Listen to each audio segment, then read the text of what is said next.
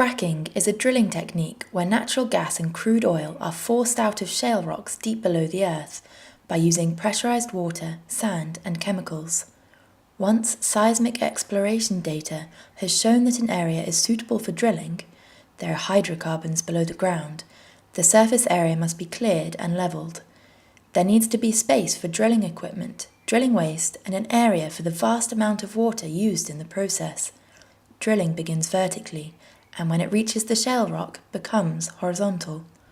The casing at the end of the drill is punctured with small holes, and liquid is pumped in under high pressure.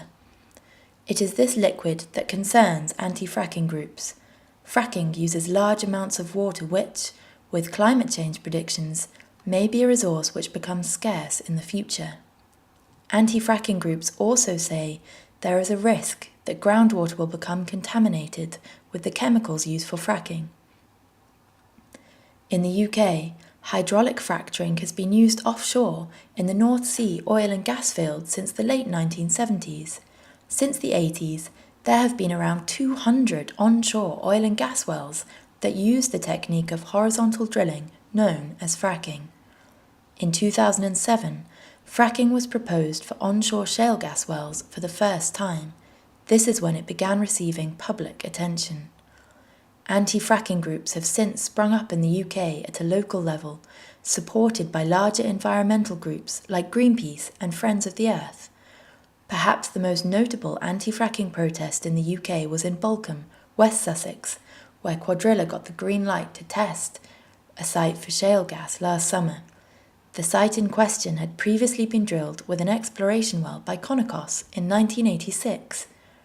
Quadrilla later scrapped its plans to frack at the Bolcombe site, saying this was because the rocks on sites already contained natural fractures, so did not necessitate the fracking technique.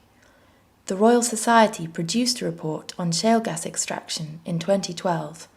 They found that the health, safety, and environmental risks of fracking could be managed in the UK. The risk of water contamination was very low, given the underlying hydrogeology of the areas where shale gas is found, and they also found that the risk of seismic events, or earthquakes, was low. In fact, they found that the magnitude of seismicity from fracking was likely to be lower than that of coal mining. The Royal Society concluded by saying that faulty wells were the biggest cause of problems, such as contamination, when it comes to fracking, so they recommended robust monitoring, fit-for-purpose regulation, and further research to aid policymaking.